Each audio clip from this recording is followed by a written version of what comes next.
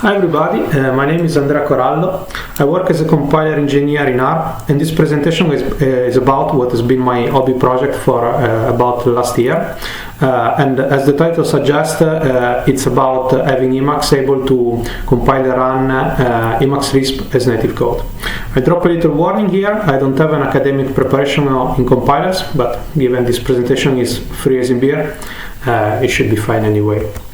Alright, so let's discuss a little bit Emacs and how it works. So Emacs, GNU Emacs, it's a Lisp implementation, Emacslisp. And it's a little bit of a special one in the sense that it's made to sit on top of an operating system, slurp and process a lot of text, parse it and present it in form of uniform UIs.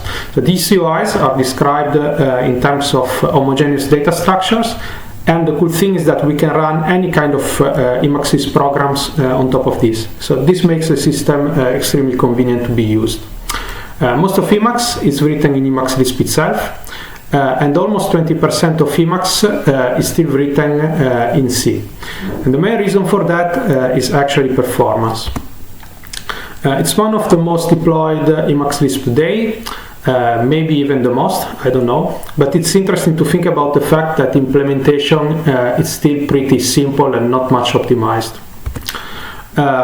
Regarding the dialect itself, Emacslisp today looks like it's a small common Lisp-ish kind of Lisp. It has no standard, so it's defined just by its own implementation, so it's not stuck and it's still evolving even though it's doing that slowly. It can run interpreted or byte compiled, but it's usually run byte compiled for performance reasons. And the byte interpreter is one of these parts that are written in C.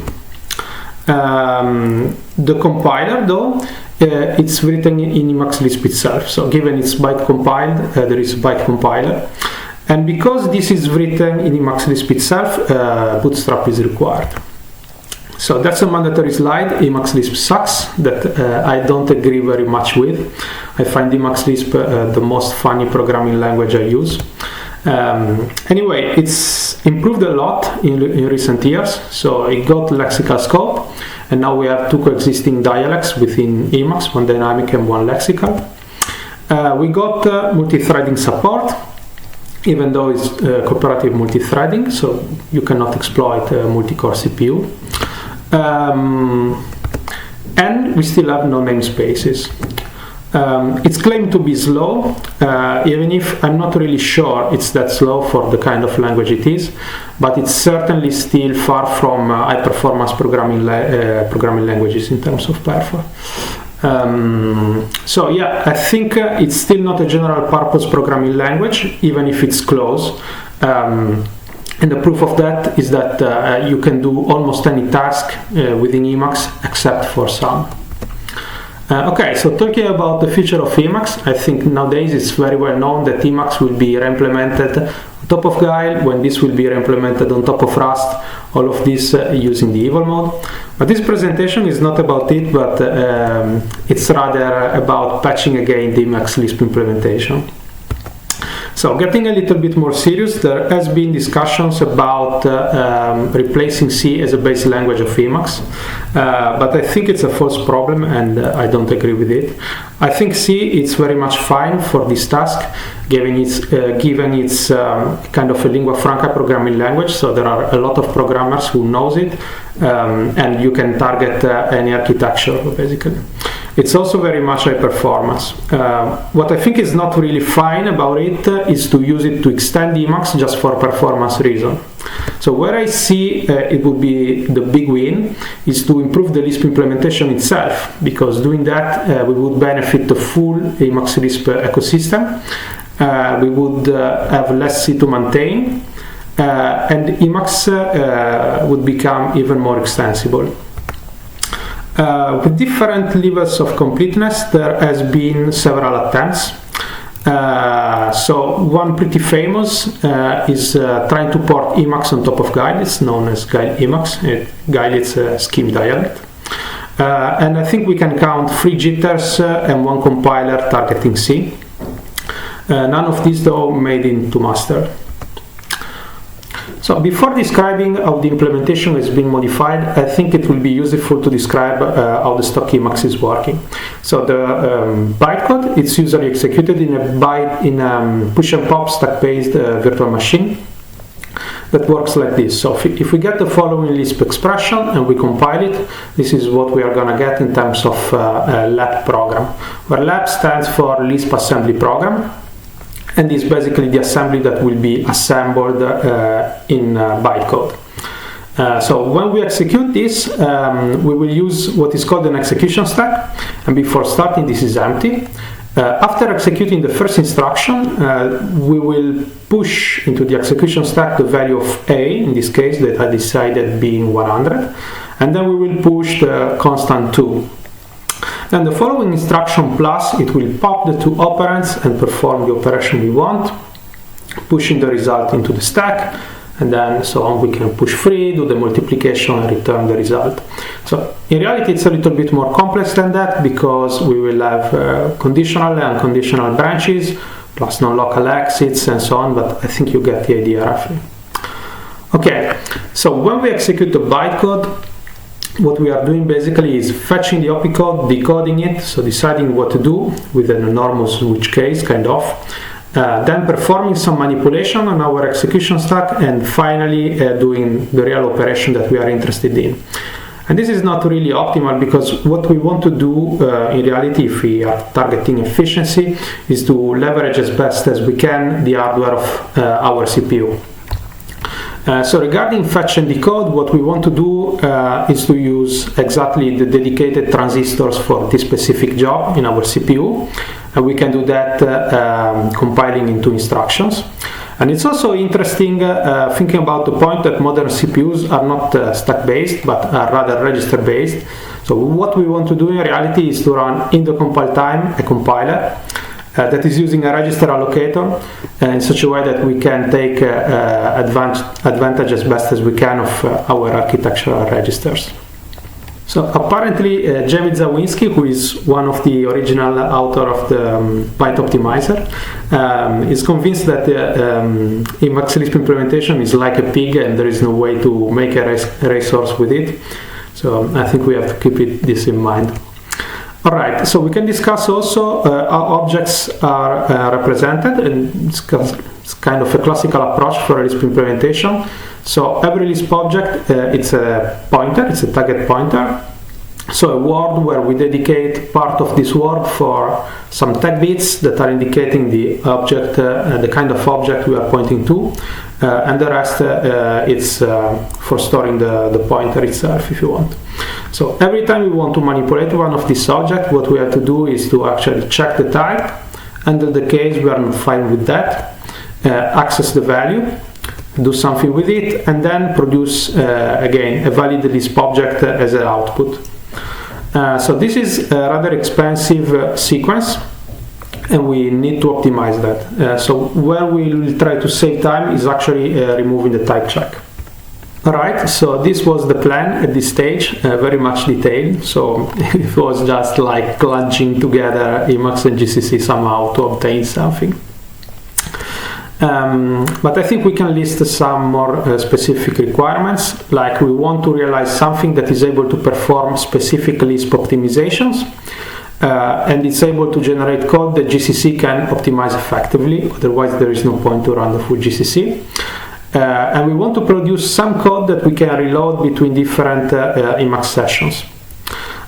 So it's not going to be a jitter, or at least a conventional jitter, because I think the jitter model fits very well the web. So every day we visit different web pages and we want to have them running at a decent speed.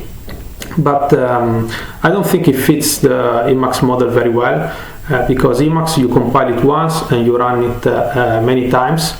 So it's worth investing time in doing optimizations on this compilation unit, and it's also, to me, doesn't make much sense to recompile every time we start Emacs again the same code.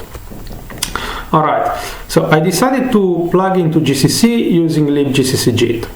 Libgccgit was added by David Malcolm in GCC 5, so it's a while ago, and you can see it as is GCC that is compiled in form of a shared library. But it's a little bit special because instead of parsing text to compile something, you can drive it calling functions, so in a programmatic way.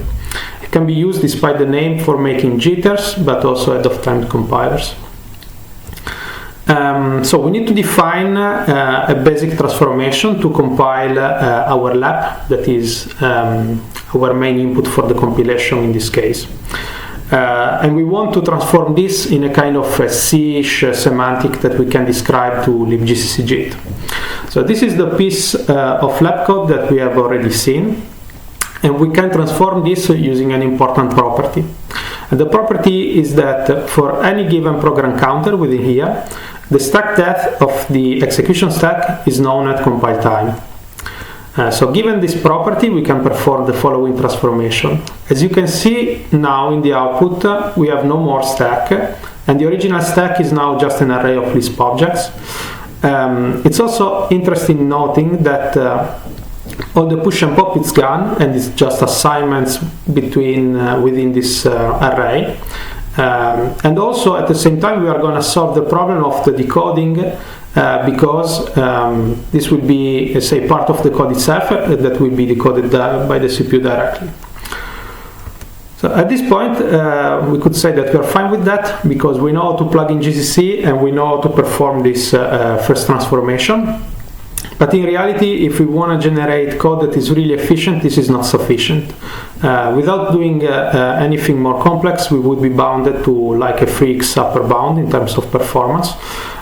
So we want to optimize outside GCC. We want to realize an infrastructure that is smarter and capable of doing something supposedly intelligent. There is a list of reasons for that, of good reasons, I think, and here are some. So GCC has no knowledge about the primitive functions of Emacslisp, so it doesn't know which type will be returned by them. Also, it doesn't know which functions are pure and can be optimized in the compile time and in which conditions. And also GCC does not provide infrastructure for boxing and unboxing, so these are limiting factors. So actually the trick is that we want to generate either code that is already optimized or code that can be optimized effectively by GCC. Okay, so talking about the plan in a little bit more detailed way, this is the stock byte compiler pipeline, and this is what we are going to end up with. So we will use lab as a main input for our compilation. We will go into limpl and then in libgccjit.ir, and then GCC will take over the compilation to produce our output. So the Emacslisp native compiler is divided in passes, as any good compiler is. And what these passes are doing, it depends on the setting of the compiler, but specifically by the speed special variable that a little bit like in common Lisp, it's deciding what we can optimize and what not, and this is ranging from 0 to 3. So the first pass we are going through is speedlab. Here there is not much, so this pass is running the byte compiler infrastructure to extract the lab, our input. And then we enter into this pass that is called liquefy. So a little bit about limpl. Limpl is named like that as a tribute to GCC Gimpl, who's one of the main internal representation of GCC. It's control flow graph based and it's capable of SSA. So I'll talk about this in a second. So what does it mean, control flow graph? If we start from a sequence of instructions, we can have conditional branches. So the machine will check for a condition and will, in case, branch to a different address. So within these instructions, we can identify sequences of instructions that are not interrupted. So we are sure that when we enter from the top into this, we will execute till the bottom. We can name this and take this apart. So now these blocks will be called basic blocks in compiler jargon, and the arrows that are connecting them are going to be called edges. The next transformation that is done by this pass, SSA, is to go into SSA form that stands for static single assignments. So there is a lot of compiler theory, it's classical compiler theories nowadays, and a lot of algorithmic. But basically the point is that we are going to rename the variable in a name that each variable is assigned just once. So if you like, there is kind of a splicing. This will make the following pass, that is called propagate, capable of propagating properties. And which properties are we propagating? So in theory we can propagate all the properties we want, but in the Emacslisp native compiler we are propagating mainly type and values. So while propagation is going on, propagate it's also responsible for executing in the compile time all pure functions. So when all parameters are known for these functions, they get executed and folded. This obviously has the side effect of producing a result, and this can be used for continuing the propagation. So actually this pass it's kind of iterative, and it will proceed with this chain of optimization till there is nothing more to prove. It's worth noting that also the byte optimizer within the byte compiler, it's able to try to optimize pure functions or constants, but because it has no knowledge of control flow graph, etc., it can do it just and only locally. So this is way more powerful as optimization, and the propagation can be quite deep. The next pass is called CoopTeam, and it tries to solve the following problem. So actually, in the original code that we got from the byte compiler infrastructure, function calls are emitted directly to primitive if these functions got a dedicated OP code at the time when the byte compiler was designed. For all the other one, the function call is happening through a trampoline that is actually a fun call, so nothing more than the function we all know. The trouble with that is that fun call is quite complex, and the reason is that because in Emacslisp you can have C primitives, byte compiled functions interpreted, and now you can even have native compiled one, and all of these can be even advised. So the case is like this: when foo wants to call a primitive like message, for instance, what we'll do is that it will call funcall with an argument that is the name message, so the function that we want to call. At this point, funcall will shake a little bit to understand what has to be done, and then we'll give control to message. This will perform what we want, transfer back control to funcall, etc. But in reality, the code that we want to generate is like this. So this pass is responsible for identifying these sequences, these patterns, and rewriting them in the way we like. So after this pass is run, all the primitives got the same dignity, despite the fact that at the time got an OP code, dedicated OP code or not.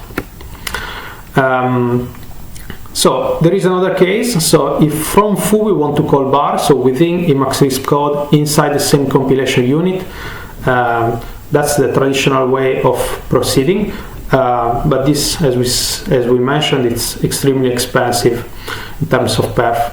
So can we optimize this? And the answer is no, at least we should not, but really we cannot. So yeah, actually we should not, but maybe if you are a compiler engineer and you decide that you can. And that's what I decided here. So my idea is that speed free, I want to allow the compiler for some fair cheating, where fair is a totally subjective point of view. So the idea is speed 2, optimize as best as you can, but respect the original semantic of the language. Speed 3, a little bit of cheating. And this is what we do here. And this is extremely beneficial for performance, not only because the function call become as fast as in C, but also because GCC can run effectively all the IPA logic, so all the interprocedural analysis passes and optimizations like inline will take effect. Obviously, doing this, if you later on redefine bar, it will not take effect, so you have to know what you are doing. But it works extremely well for performance, at least. The next pass we have to talk about, it's called Recursion Elimination, that performs a special case of TCO. So this it's identifying all recursive call in tail position and rewriting them in this way, performing this transformation. So this allows, like, to, if you write code that is iterating over the CDR of a list or something like this, to work correctly without doing any Stack Overflow. So it's, if you want, support for functional programming style. Okay, so final is the last pass we have to go through, and it's about mainly translating limpl into libgcc GTIR. It's also responsible for another task that is defining to GCC some of the most commonly used functions like char, CDR, negate, and so on. But these functions are a little bit different from the original one, and they take a parameter more. That in this case for char it's called certcons, that stands for certainly cons. So when this is true, is a way to communicate to GCC that the object C is certainly a cons. So when this is true, GCC will be able to optimize the logic inside accordingly and will not emit the type check that we discussed before. This is the only pass that is written in C, and all the other one are written in Emacslisp. Okay, so the output of the compilation, it's a .eln file. This is basically a shared library, but with inside all the information that we need to revive the object between different sessions of Emacs. Talking about extending Emacslisp and compiler hint. So I defined two low-level primitives that are to signal to the compiler that something will evaluate to a fixed num or to a cons. And as a little bit as in common Lisp, depending on the compiler setting, depending on the speed actually in this case, they will be rendered as assertions, the outputted code, or they will be just used by the propagation engine as an information.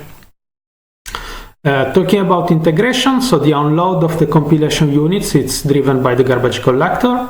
And the image dump, so kind of save and die traditional Lisp feature, it's supported. Everything is integrated with the build system, so you can bootstrap a full native Emacs and you can install it or whatever.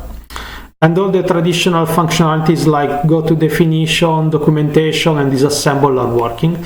So for instance, as an example, this is if you disassemble org mode. This is XE on x86.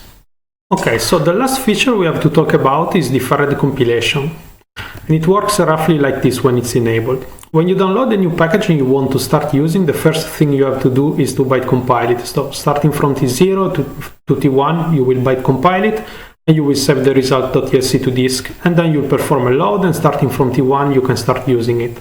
But when deferred compilation is on, this will automatically start an asynchronous native compilation that will end up saving the .eln file.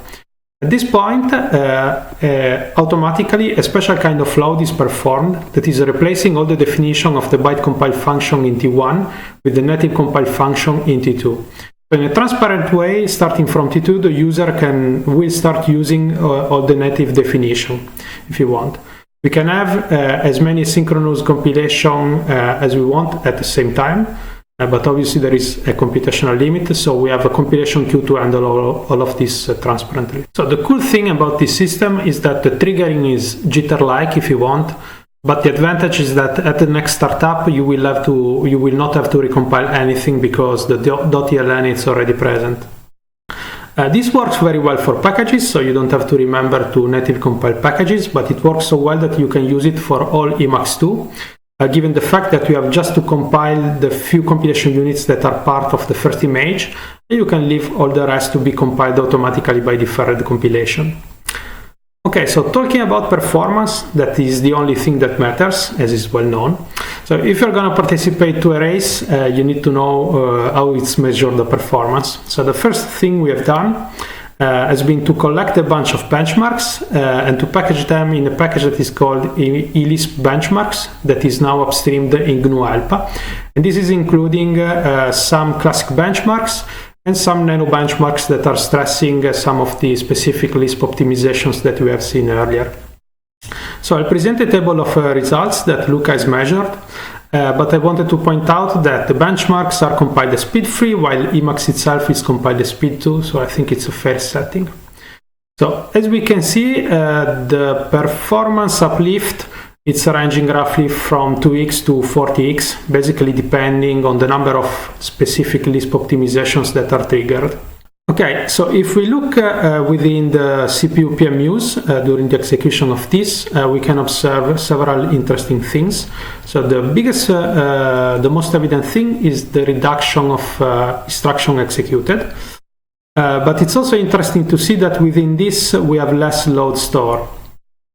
And it's also nice to see that the CPU is doing less branch misprediction. So the branch predictor apparently has an easier job working with native code respect to bytecode. That's very good for performance in out-of-order CPUs.